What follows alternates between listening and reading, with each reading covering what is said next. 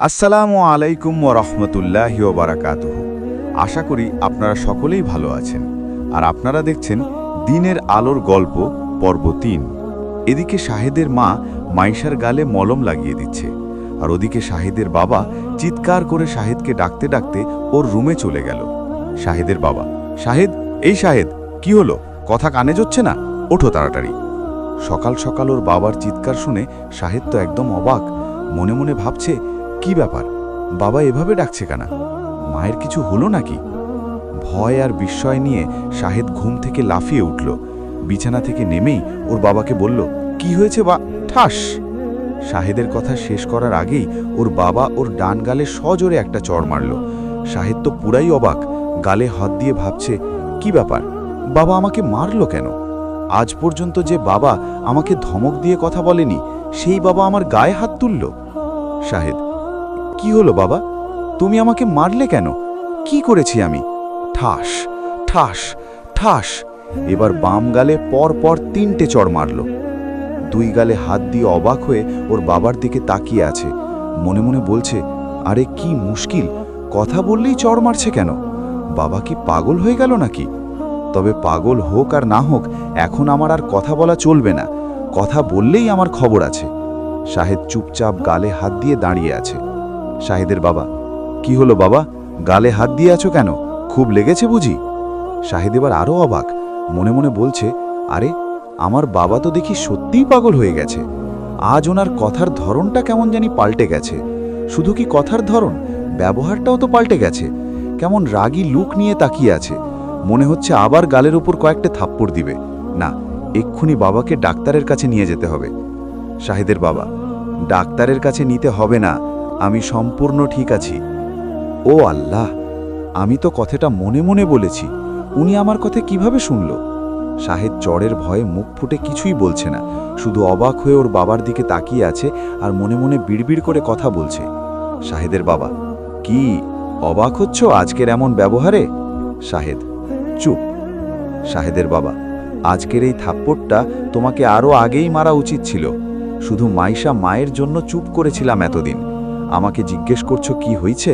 তুমি জানো না কি হয়েছে? শাহেদ, চুপ। শাহেদের বাবা, আজ মাইশার গায়ে হাত তুলেছ কেন?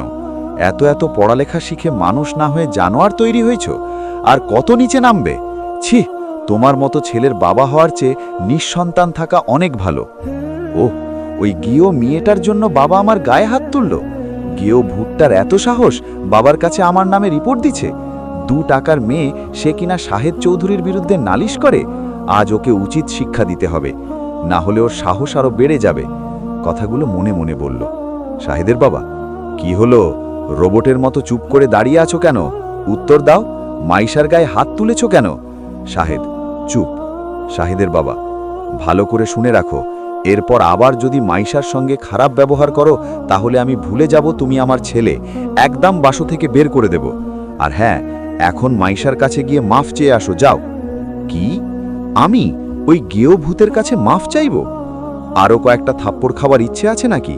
যা বলছি তাই করো, না হলে কি ঘটবে আশা করি বুঝতেই পারছো। শাহেদের বাবা যখন এসব কথা বলছিল, ঠিক তখনই মাইশা আর তার শাশুড়ি শাহেদের রুমে আসলো। থাক না বাবা, এবার এসব বাদ দিন, উনি আমার স্বামী, উনি কেন আমার কাছে ক্ষমা চাইবে? আমি... মাইশা, তুই একটা কথাও বলবি না, একদম চুপ করে থাকবি। স্বামী হয়েছে তো কি হয়েছে? স্বামীরা দোষ করলে সেটা বুঝি দোষ না? ও যেহেতু অন্যায় করেছে, তাই ক্ষমা ওকে চাইতেই হবে। কিরে, চুপ করে দাঁড়িয়ে আসিস কেন? তোর বাবা ক্ষমা চাইতে বলছে, শুনতে পারছিস না? মা, আমি ওনাকে ক্ষমা করে দিচ্ছি, প্লিজ ওনাকে এবার ছেড়ে দিন। মেয়েটা দেখছি অভিনয় করতে ভালোই পারে। বাবা মায়ের কাছে আমার বিরুদ্ধে কথা বলে এখন আমার কাছে ভালো সাজার নাটক করছে, যত সব ন্যাকামো। শাহেদ মাইশার দিকে রাগী লুক নিয়ে তাকিয়ে কথাগুলো মনে মনে বলে আর হন হন করে বাসা থেকে বের হয়ে গেল। দেখলে কত বড় বেয়াদব, অন্যায় করেছে, অবর ও নিজেই রাগ দেখিয়ে বের হয়ে গেল। আল্লাহ, বেয়াদবটাকে কবে যে সঠিক বুঝ দান করবে কে জানে। আল্লাহ, তুমি কেন আমায় এমন বেয়াদব সন্তান দান করেছ? এর থেকে সন্তান না দিলেই ভালো হতো। বাবা, নিজের দোষ আল্লাহকে দেবেন না প্লিজ। আর হ্যাঁ, আল্লাহ অবশ্যই আপনার আমার চেয়ে ভালো জানেন যে আপনাকে নিঃসন্তান রাখলে ভালো হবে নাকি সন্তান দিলে ভালো হবে। আল্লাহর কোনো সিদ্ধান্তই ভুল নয়, তিনি সর্বজ্ঞানী, তিনি ত্রুটিহীন, তাই আবেগের বশে এসব বলে নিজেকে গুনাহগার বানাবেন না। ভুল হয়ে গেছে, আল্লাহ মাফ করুক, আর বলবো না। তবে আমার একটা প্রশ্ন, তুমি বললে আমার দোষে শাহেদ খারাপ হয়েছে, আমি কি দোষ করেছি? বাবা, এখন আমি রান্না করব, আর আপনিও তো এখন অফিসে যাবেন, তাই রাতে আপনাকে এ ব্যাপারে বলবো ইনশাল্লাহ। আচ্ছা ঠিক আছে, চলবে ইনশাল্লাহ। চতুর্থ পর্বের অপেক্ষা করুন।